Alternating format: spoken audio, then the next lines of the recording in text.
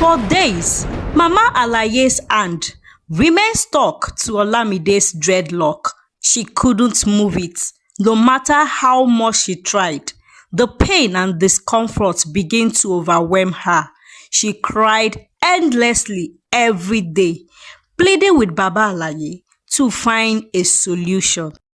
In a quiet village nestled among rolling hills and dense forests, a child of mystery and destiny was born. His name was Ayomide, meaning my joy has come. From the moment he entered the world, it was clear he was no ordinary child. His first cry rang out like a song through the air, and the midwife who delivered him claimed to hear whispers in the wind, saying he is choosing. Ayomide's most peculiar feature was the dreadlock that held tightly on his head. This lock, unlike any other, shined faintly in the sunlight, as though it held the rays of dawn within its strength. It grew quickly, and all efforts to cut it proved abortive. When Ayomide turned 1 year old, his parents tried to cut the hair, but all to no avail. Knives dulled, scissors snapped, and even fire couldn't even do the work, leaving the hair untouched. Aki and Aduni, Ayomide's parents, were simple farmers struggling to make ends meet. At first, they saw their son's hair as a gift, a sign that he was special. But as the months passed, their fortune began to dwindle. Crops failed, livestock died, and debts mounted. The villagers, already wary of Ayomide's strange hair, began to murmur, "He is cursed." An old woman said, "That hair is a mark of witchcraft."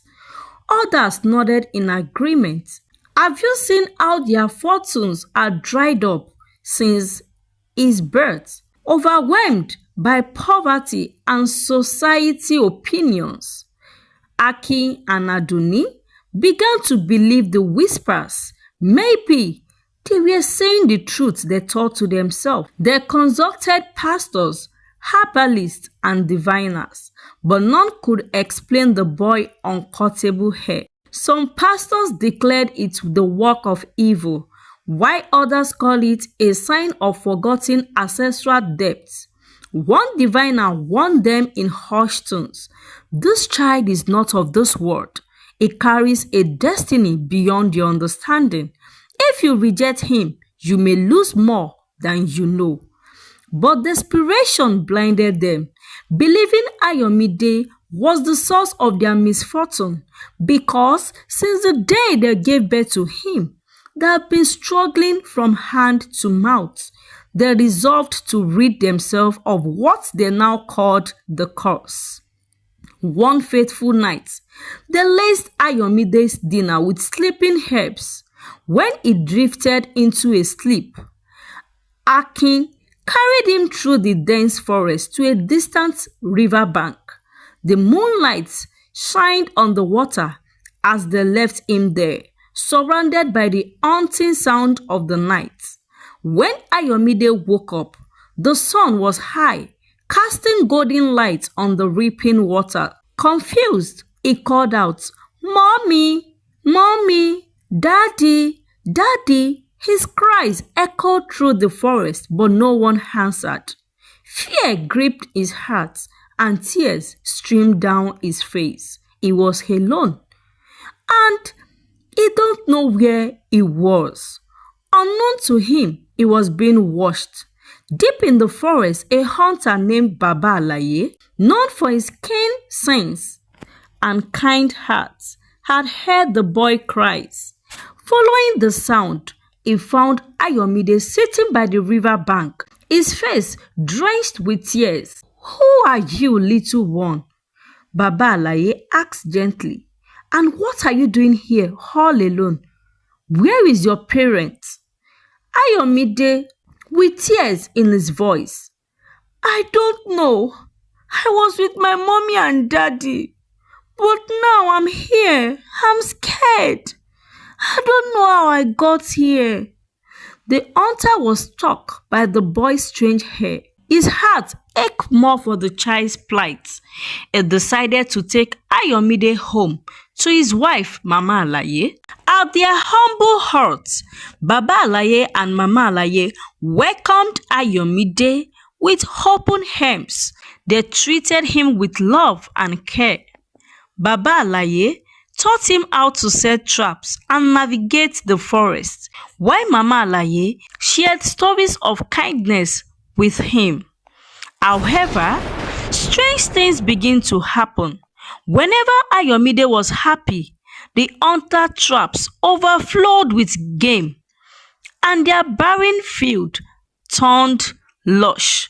But when Ayomide was sad, the traps were empty and the crops withered.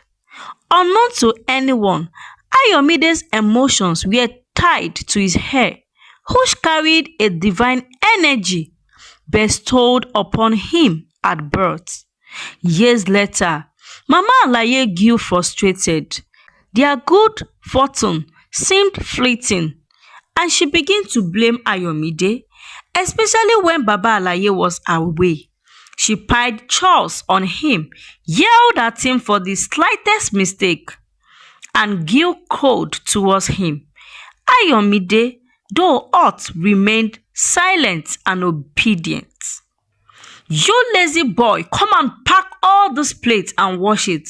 Since you came into my house, everything we've laid our hand on are just fleeting into the air. You are cursed.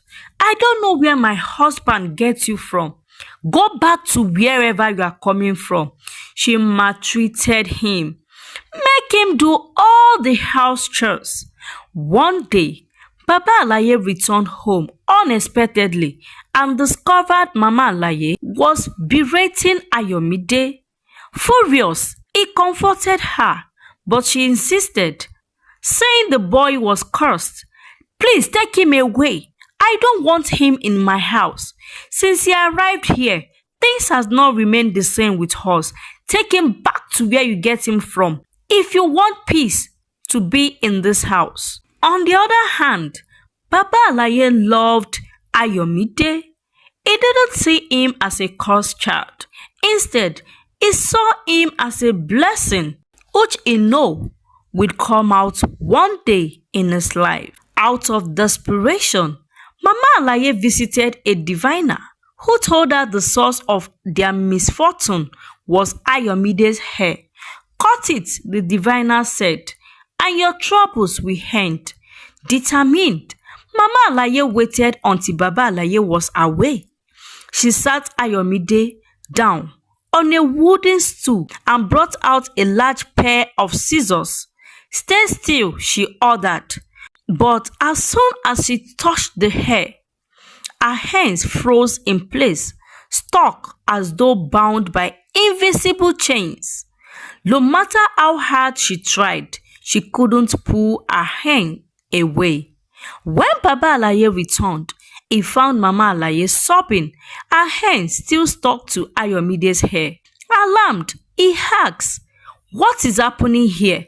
Help! Help! Help, please. I wanted to cut this hair after the diviner told me that his hair is the cause of our misfortune, but my hand is stuck. Help me remove my hand." Baba Alaye tried removing Mama Alaye's hand from Ayomide's hair, but all proved abortive. Mama Alaye wept all through the night. Feeling uncomfortable, Baba Alaye set out immediately to find answers. After days of searching, he met an old seer deep in the forest. The seer smiled knowingly. "The boy is no ordinary child," he said. "He is a vessel of divine purpose, protected by forces you cannot see.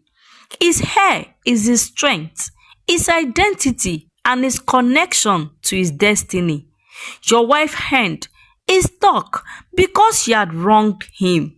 To free her, she must apologize sincerely and make him feel loved.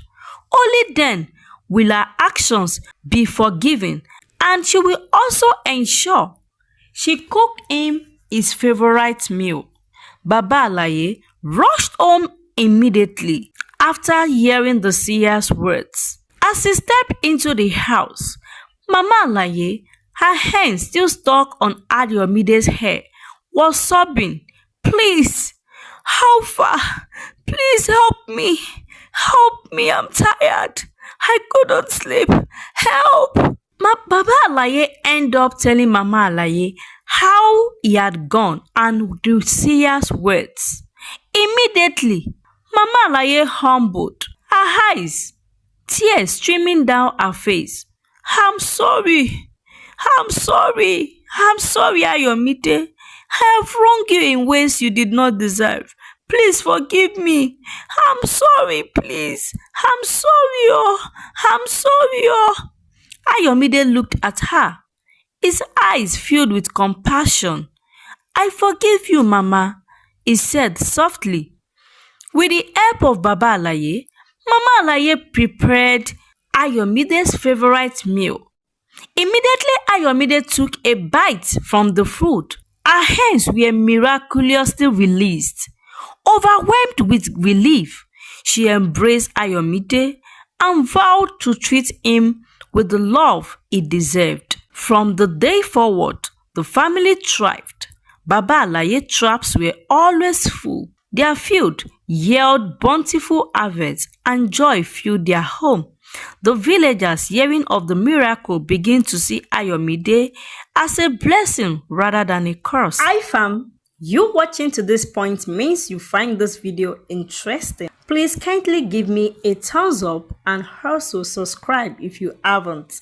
Meanwhile, the return of Ayomide will be uploaded soon. Thanks and stay blessed. Bye. See you when I upload next.